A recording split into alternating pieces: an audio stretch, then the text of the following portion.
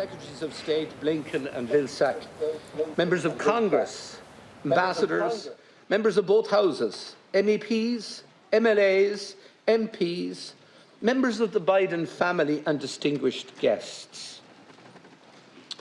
And I think I must mention somebody else, Mr. President, because it's just come to my attention that a very young observer is in attendance here today, and that is the daughter of Senator Rebecca Moynihan, her infant daughter Margot.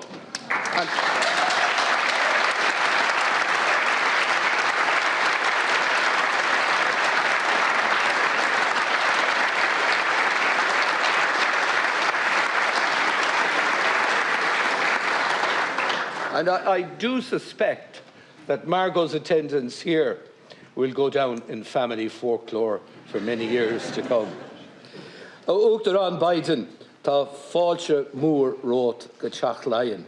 Unad our Parliaments náisiúnta is é lá stairiúil súntasach agus lá mór bród dúin go léir an lá seo. President Biden, you are most welcome to Leinster House, the home of our national parliament. This is a very proud and historic day for us all. It is a day we have looked forward to since your election as the 46th President of the United States just over 2 years ago. Today, you do us the honour of addressing our joint sitting. It's the 4th time the Houses have been addressed by a US President.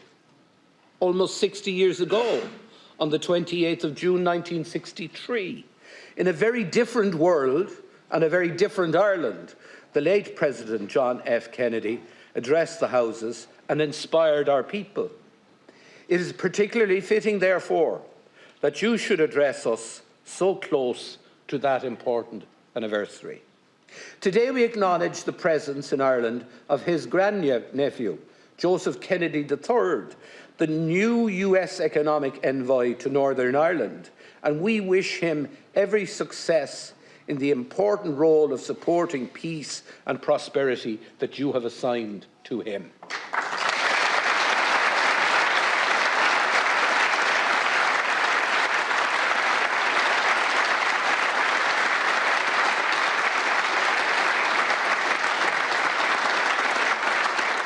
Now, Mr. President, while all previous presidential addresses have been of major significance, today's is like no other, because amongst an extensive list of distinguished guests, we are joined here in the Dáil today by our former illustrious President, Mary McAleese, former Taoiseach Bertie Ahern, a key architect of the Good Friday Agreement, former Taoiseach Enda Kenny, a fellow Mayo man and a close personal friend, we know, of yours. Joining us also is the former President of Sinn Féin and a former member of this House, Gerry Adams, who played such a key role in the Good Friday Agreement negotiations. And from north of the border, we also welcome Alex Maskey, Speaker of the Northern Assembly, which I'm sure you would have liked to have been able to address, Michelle O'Neill, the Northern Leader of Sinn Féin, Colm Eastwood, Member of Parliament, Leader of the SDLP and a successor to the great John Hume, Nobel Peace Laureate, and an initiator of the Good Friday Peace Agreement, and Naomi Long, Leader of the very progressive and growing Alliance Party. I extend a special welcome also to Miss Mary Heaney, whose late husband, Seamus Heaney, is a favourite poet of yours, Mr. President, and of ours also. And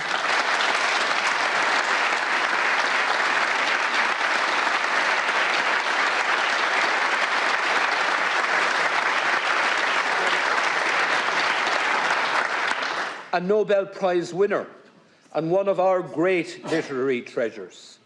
Seamus would have been 84 today, and I'm sure he is looking down on us with his glasses nestled between his fingers and a hint of a smile on his face. From the Diplomatic Corps, I warmly welcome the US Ambassador, Claire Cronin. Thank you for sending her to us. And her Irish counterpart.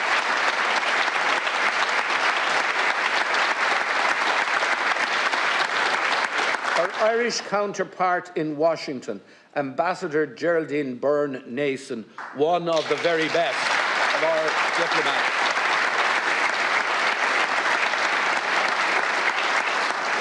These two outstanding women have done our two countries proud. We are joined too by the Dean of the Diplomatic Corps, the Moroccan Ambassador to Ireland, the representatives of the European Commission and Parliament, Jonathan Claridge and Fionnuala Croker, our dear neighbour and friend, Ambassador Paul Johnson of the United Kingdom. But may I extend a very special and warm welcome to the much-admired Ukrainian ambassador to Ireland, someone who has become incredibly well known to all of us, Larissa Garasko, who above all else represents the nearly 80,000 displaced Ukrainian citizens now resident in Ireland.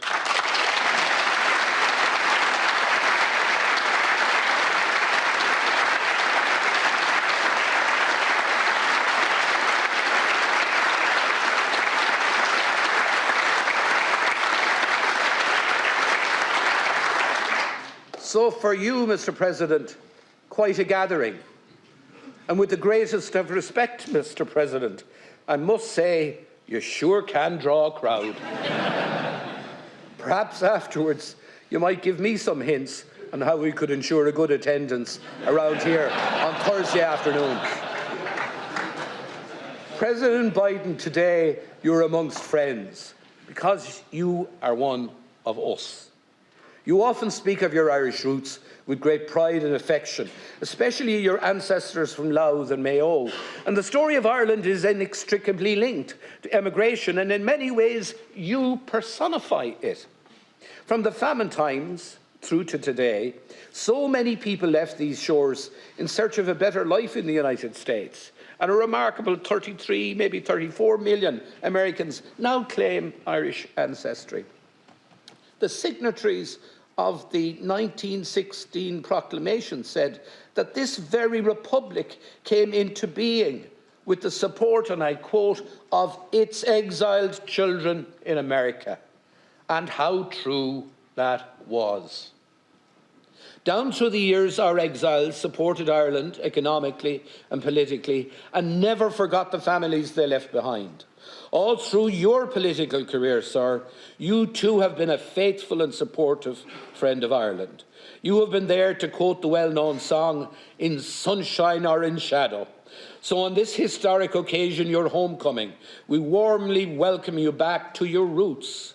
From the bottom of our hearts, we thank you for all you have done and continue to do for us here in Ireland. The Ireland you are visiting this week is a multicultural, progressive nation, benefiting enormously from an inflow of immigrants who have arrived on our shores from across the world. They enrich our society and help us grow our economy.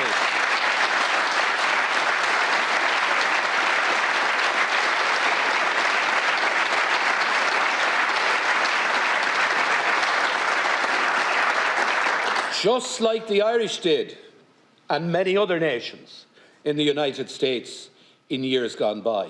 They also challenge all of us, to be better than we are and better than we think we can be.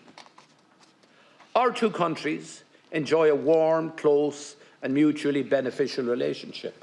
It has been an enduring relationship built on shared values and shared economic interests, as well as a passion for politics and a love of culture, matters that you have highlighted, Mr. President, frequently. Economically, Ireland has benefited immensely from US investment, which supports over 370,000 jobs in Ireland today. As a result, we now have thriving technology, healthcare and financial services sectors.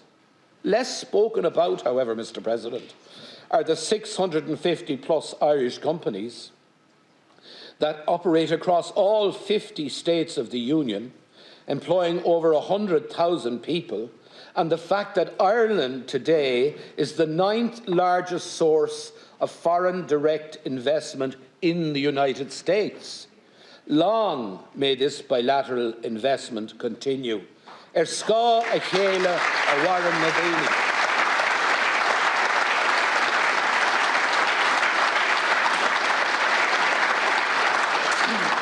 Mr. President, 2 years ago on a cold January day in Washington, D.C., you spoke of the importance of unity and hope. And as we gather in this Easter week, we recognise that the world is in need of hope.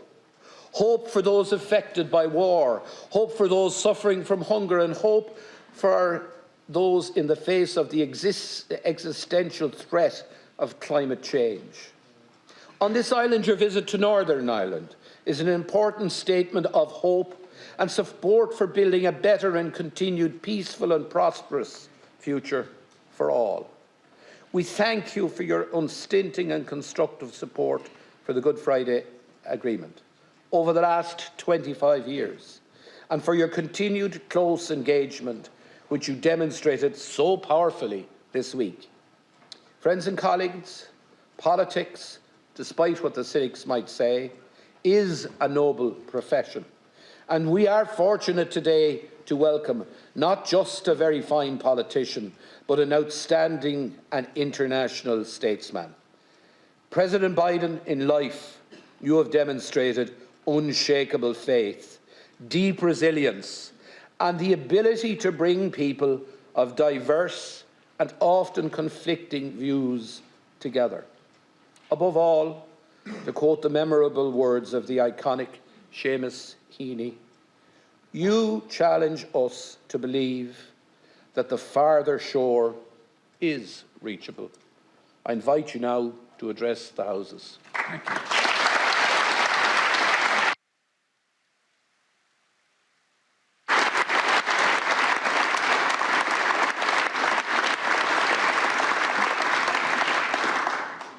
Well, Mom, you said it would happen. And Margot, I apologize to you, little baby girl. The idea you're subject to hearing a President of the United States have to deliver a policy speech is as bad as all my children have had to been put through. Speaking to my children, my son Hunter is with me, and my best friend in the world, my sister Valerie, is with me today. And I want them to...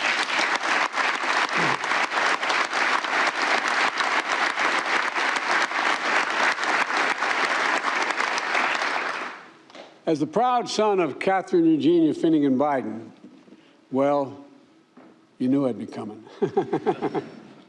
Speaker, Chair, Taoiseachs, all, and Deputy Prime Minister, TDs, Senators, people of Ireland, it's so good to be back in Ireland. If you forgive the poor attempt at Irish, Táimé Seo Bhaile, I'm at home.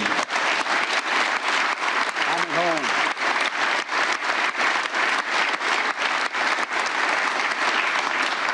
I only wish I could stay longer.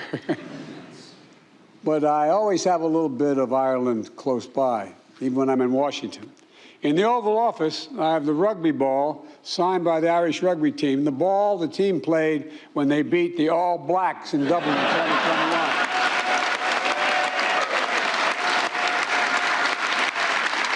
By the way,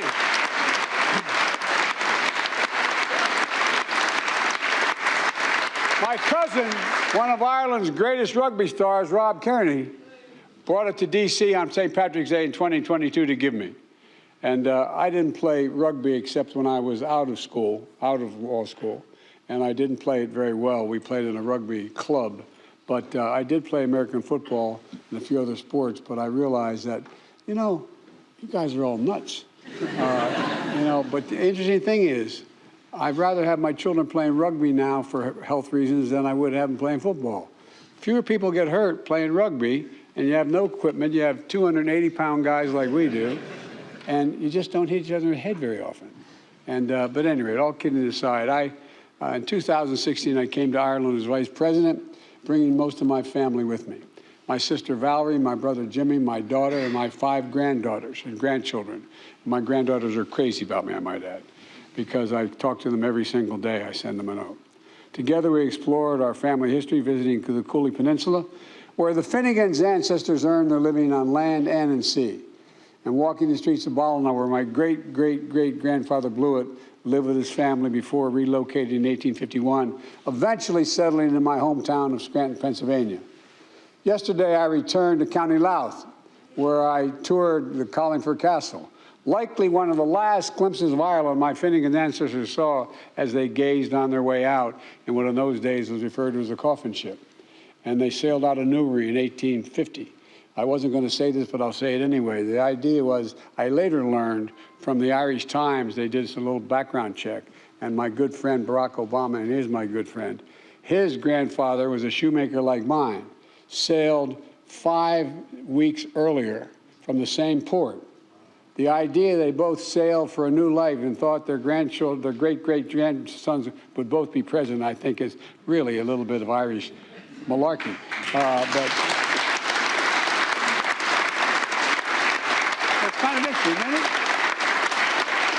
Tomorrow, I'll also revisit County Mayo and remember the history and hope and the heartbreak my Blewett ancestors must have felt leaving their beloved homeland to begin their new lives in America. I say all this not to wax poetic about bygone days, but because of the story of my family's journey and those who left and those who stayed is emblematic of the stories of so many Irish and American families, not just Irish-American families. And these stories are the very heart of what binds Ireland and America together. They speak to a history defined by our dreams. They speak to a present written by our shared responsibility. And they speak to a future poised for unlimited shared possibilities. So today, I'd like to reflect on the enduring strength of the connections between Ireland and the United States, a partnership for the ages. It begins in our shared history, dating back to the very founding of the United States. The Irish hearts that helped kindle the torch of liberty in my country and fire its revolutionary spirit. The Irish blood from across this island that was willingly given for my country's independence. The Irish hands that laid the foundations of a new kind of future, one from the bottom up and the middle out, one built on freedom. You know, the great waves of immigration that brought our ancestors to the United States in succeeding decades carried millions more Irishmen across the sea. Most of them arrived a little more than with hope in their hearts and strength in their dreams and beautiful memories of an emerald green isle, a home they would never fully leave behind. I've never met an Irishman in America who doesn't think he will hope he could see Ireland someday. You know, their sweat is soaked with the foundations of communities across the nation, all across America. You can't go anywhere and not find it. By the way, Tip O'Neill, the former Speaker of the House, used to say that he'd have a reception for all the Irish in the Congress, the House and the Senate, and all those who wish they were Irish. And everybody showed up. Look, the journeys of our ancestors expanded our horizons and literally excited our imaginations. They became the untiring backbone of America's progress as a nation, even as they endured discrimination and they were denied opportunity. I'll tell you a story. I was campaigning for president, and I was out in Colorado, and I was with a man whose family had been, he was a former senator, a man whose family had been in the United States since the conquistadors for generations. And there were a whole lot of people standing across a refurbished rail station in eastern Colorado. And there was literally 10,000 people on the other side of the track waiting to hear me speak. And he kept saying, "Now, Joe, remember, these people are not, these are my people. They're Hispanic. They're not used to being taken. You got to show respect and serious." I said, "I understand." And he kept it up. Finally, I turned to him and said, "God's truth, this refurbished train station, okay? It had like linen kind of wallpaper on it. And about every 20 feet, there was a brass plaque that's saying, 'No Irish allowed.'" I said, "I get it. I get it. But it's history that speaks above all to the values that sustain these people throughout their hardships in their lives. Freedom, equality, dignity, family, courage. My mom used to have an expression, she said, Joey, courage is the greatest virtue of all. For without courage, you can't love with abandon. Without courage, you cannot love with abandon. These are the values that were handed down generation to generation in my family, grafted onto the American character, tended as they transformed an entire nation. Like so many countries around the world, though perhaps more than most, the United States was shaped by Ireland, and that's not hyperbole, that's a fact. And the values we share remain to this day the core of our historic partnership between our people and our governments. As nations, we've known hardship and division, but we've also found solace and sympathy in one another. And just 4 years before we issued our Declaration of Independence, Benjamin Franklin came to the Irish Parliament and declared and described it as, I quote, disposed to be friends of America, end of quote. And turn to the text of Ireland's 1916 proclamation, displayed mainly in the main foyer of this building, draws on the support of Ireland's exiled children in America, the quote, draws on the support of exiled children in America. We're nations that know what it means to persevere for freedom, to brave a civil war, to toil in the vineyards of democracy. And that's, again, not hyperbole. It's a fact. It's a fact. It's not just the hope, but the conviction that better days lie ahead that has brought us along. We have the power to build a better future. 60 years ago, as referenced, the first Irish Catholic president of the United States made a historic trip here, speaking to this assembly and capturing the imaginations of Irish and Irish-American families alike. When John Kennedy addressed Parliament, he honored the more than 150,000 Irish immigrants who joined the Army of the North during America's Civil War. And among them, 1 or 2 of them were my relatives as well. They signed up in a new land to stand for old values, to defend freedom and the dignity of all people. Think about this.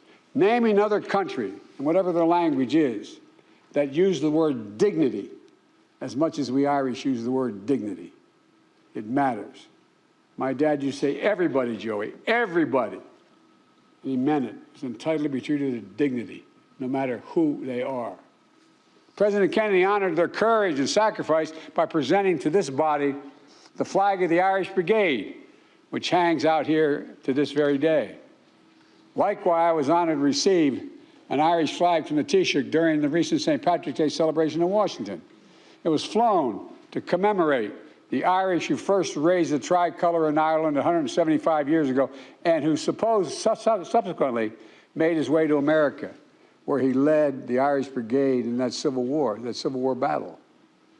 These liked symbols, holding a place of honor in Leinster House and the White House, embody a century of history between our countries. Connections that irrevocably have shaped the understanding of the world and our hope that we put in it. Our history reminds us, our history, ours, yours and mine, reminds us of the responsibilities we have to the president, that should be the present, to the hopes of our ancestors, to the expectation of future generations. Because we know what it means to fight for democracy. Today, Ireland and the United States are standing together to oppose Russia's brutal aggression and support the brave people of Ukraine. I spent many days in Ukraine.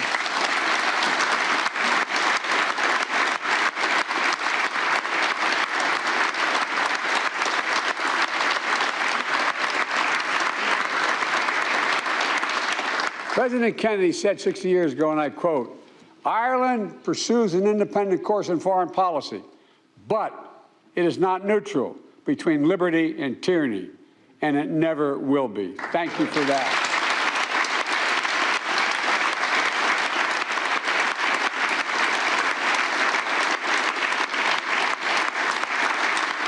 Over the past year, Ireland has proved him right. The Speaker said Ireland has stood proudly with the United States and partners around the world for liberty against tyranny. Ireland has committed more than 170 million euros in non-lethal aid to Ukraine, including vital protective gear, medical equipment, humanitarian support, and aid to minimize the impacts of war on food insecurity and child malnutrition. You don't forget. You have memories that go deep. And as a member of the European Union, Ireland is working together with the United States and other partners to hold Russia accountable for its actions, including through significant sanctions and export controls. I've known Putin for over 25 years. Putin thought the world would look the other way, was confident he would break NATO and the European Union. The unity of Western nations would fracture and fall at the moment of testing. That's what he thought. But he was wrong. He was wrong on every point, on every front. Today, we're more united and more determined than ever to defend the values that make us strong.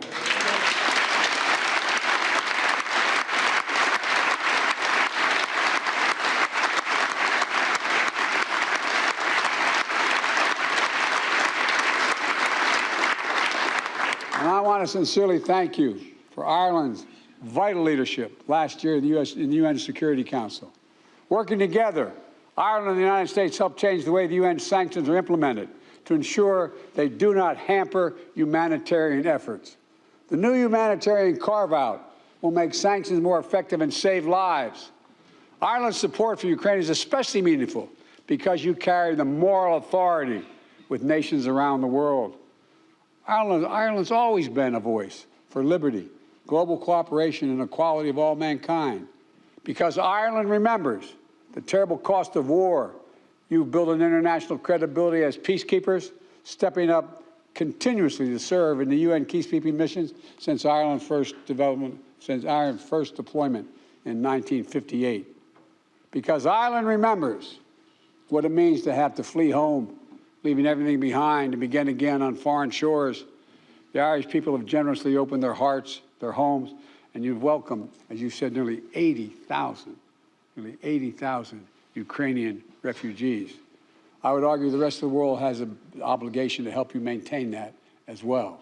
Because Ireland remembers how painful hollows of the great hunger, and you're today a global leader in food security as well. Ireland's committed fully 20% of your aid budget to fighting global hunger. And in a moment where people around the world are struggling with the economic fallout of the pandemic, Russia's war in Ukraine, Ireland is growing its aid budget and expanding its commitment to help vulnerable people, especially partner nations across Africa. I particularly want to thank you for stepping up alongside the United States to help UNICEF and the World Health Organization fight malnutrition and child wasting. Ireland's contribution of €50 million is helping prevent and treat wasting, child wasting, and supply ready-to-use therapeutic foods and reach 500,000 children in Africa. 500,000 children. You're changing lives. Ireland also remembers, as I do, that peace is indispensable. Peace is the necessary foundation for progress, for growth, for unlocking the enormous potential that exists in every part of this island. This week marks a vital milestone for peace.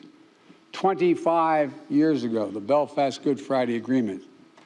25 years ago, one of my best friends in the Senate, and a great, great friend to this day, is George Mitchell. As he said, there were 300 days of failure, or 700 days of failure, and 1 day of success. But it was a success that one day. But more is to be done. Yesterday, I was in Belfast to honor those who commit themselves to peace, to reiterate the enduring support of the United States for the Good Friday Agreement and Northern Ireland's democratic institutions, and help accelerate the enormous economic growth that is opening new futures for young people in Northern Ireland. As I pointed out, there are literally hundreds of American corporations ready to come and invest, but they're cautious because their institutions are not in place. We must never forget that peace, even as has become and lived reality for an entire generation of young people, peace is precious. It still needs its champions. It still needs to be nurtured. The Good Friday Agreement didn't just change lives for the better in Northern Ireland. It had significant positive impact across the Republic of Ireland as well. As the Taoiseach and I have discussed, including last month in Washington, and again today, how Ireland and the United States can work together with the United Kingdom and the European Union to support the people of Northern Ireland. I think that the United Kingdom should be working closer with Ireland in this endeavor. Political violence must never again be allowed to take hold on this island.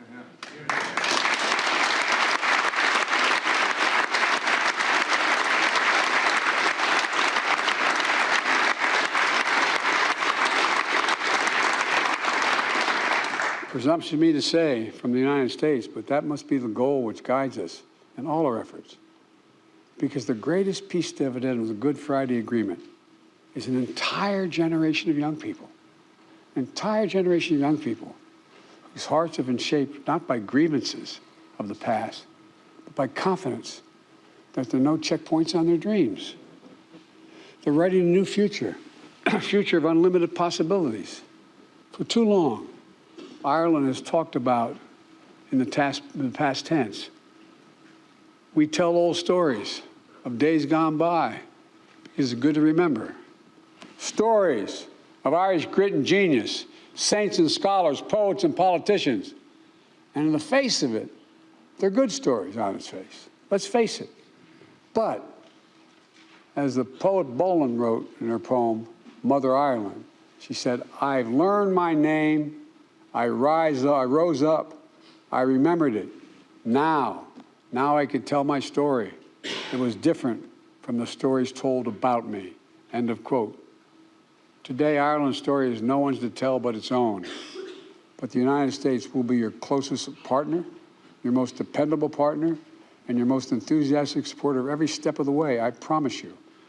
We've always been, and we've been together, and we're going to continue to grow our enormous economic relationship as a foundation for both our nation's prosperity. We're going to continue to strengthen our economies, building them from the bottom up and the middle out. Yesterday and already Ireland draws a disproportionate amount of foreign direct investment from the United States of America. And the same is true for Ireland's investment into the United States of America, which is the ninth most significant investment of any nation in the world in America. You know, we share more than $1 trillion in bilateral trade and investment in 2021. More than 950 American companies, international companies, have international headquarters in Ireland, supporting hundreds of thousands of jobs. 700 Irish companies located in 50 states employ more than 100,000 people in the United States of America. And together, Ireland and the United States are building a future of greater economic dignity, one where rights of workers are respected and corporations pay their fair share.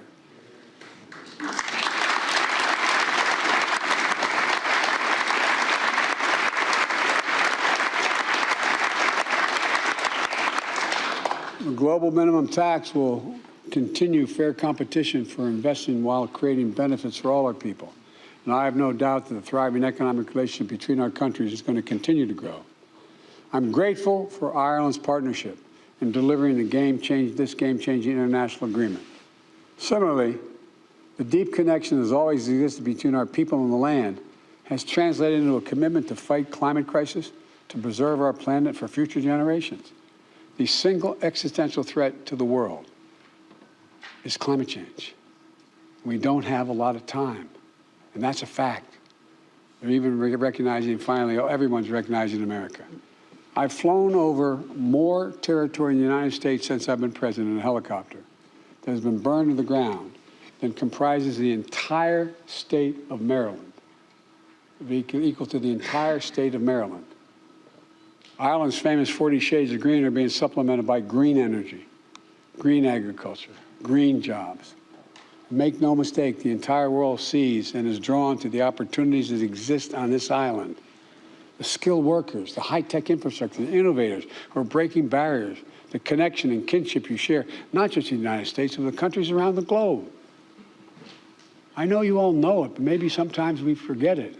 Ireland is a hotbed of cutting-edge science, research, and emerging technology that's going to influence so much of our shared future, for real. Working in partnership with Ireland, the United States, together the European Union and like-minded parties around the world are going to ensure that those technologies are grounded in the same core values we have championed for so long: democracy, human rights, freedom of opportunity, for everyone, not just for some, for everyone. You know, I hadn't planned on running for president again in 2020. My son, Bo, had just died of stage 4 glioblastoma after coming back from Iraq after a year. He was the Attorney General of Delaware. As a matter of fact, he should be the one standing here giving this speech to you. But, you know, I started to write a book talking about how technology has always changed the world, and we were in an inflection point in the world. And the technology was changing so rapidly and things were changing so significantly that it wasn't so much who led any country, it was the changes that are just happening at incredible speed, incredible speed. Look what's happening with artificial intelligence right now. It holds enormous promise and enormous concern. Our world stands at an inflection point where the choices we make today are literally going to determine the future or the history of this world for the next 4 to 5 decades. Literally, not figuratively. We're at one of those points. I had a professor at school who said an inflection point is when you're riding down the highway at 60 miles an hour and you make a radical turn 6 degrees in one direction. You can never get back in the course you're on. That's who we are as a world. And as we meet these ageless struggles, they continue to cast a shadow on our world. Struggle between the rights of many and the desires of a few, between liberty and oppression. And I know I get criticized for saying this around the world, but between democracy and autocracy. It is a competition that's real. And we're called to this work just as every generation before us has been. In this moment, the world needs Ireland and the United States and our limitless imaginations. I've met more with Xi Jinping than any world leader has over the last 10 years. Over 91 hours of just one-on-one conversations, 68 in person. I've traveled 17,000 miles with him through Asia, primarily through China. He once asked me on the Tibetan Plateau, he said, "Can you define America for me? This is the God's truth." I said, "Yes, I can, in one word." But if he asked me about Ireland, I could have said the same thing. One word: possibilities. We believe anything is possible if we set our mind to it and we do it together. This is the United States of America and Ireland. There's nothing beyond our capacity if we do it together. And we got to believe that. We got to know that, because that's the history of both our countries. This is about defending the values handed down to us by our ancestors, keeping the flame of freedom we inherited, the beacon that's going to guide our children and grandchildren. It's a struggle we're fit to fight together. Now, how is Ireland and the United States? Now is their time to meet every challenge together. I really mean this. To raise together, to rise up in our joys and our triumphs, to preserve together and persevere through sorrows and setbacks, to dream together over horizons we can't see, and to build together a future that may be, that doesn't exist, a future that can be. You know, as was mentioned, today's Seamus Heaney's birthday. And I was always quoting Irish poetry in the United States Senate over my career. It's a long career, 36 years. And my colleagues always thought I did it because I was Irish. That's not the reason. They're the best poets in the world. That's the reason I did it. And one of the best among them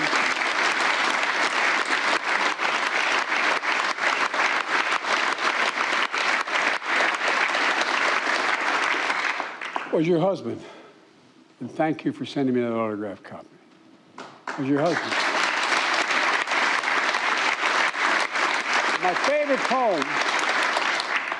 favorite poem was The Cure at Troy. And it goes, you all know the words. You know it, you just heard it so many times.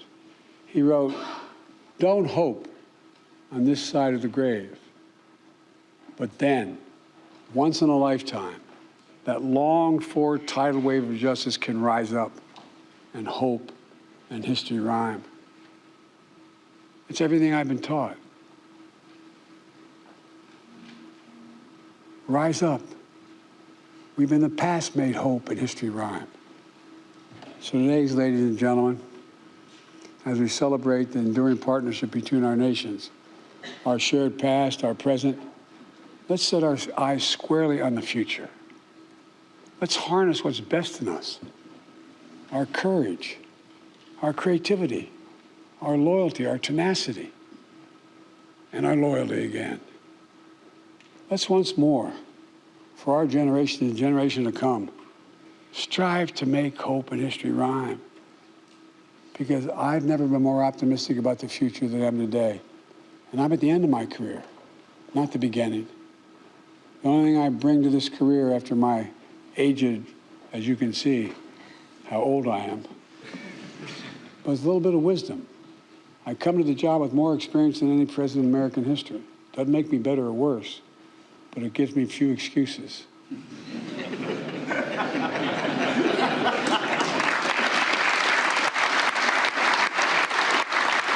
Folks,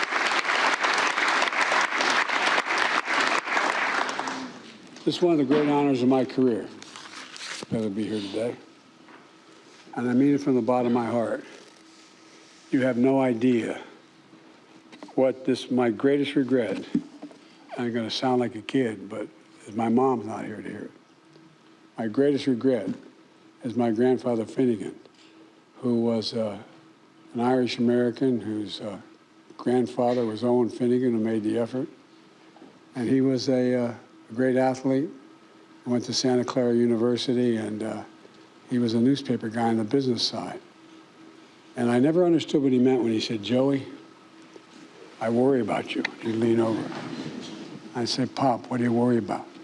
He said, you're too much like that guy who led the revolution instead of the guy who was the prime minister." I said, he said, "You got to be less like the military guy. They shot him. And more like De Valera." Well, I've never.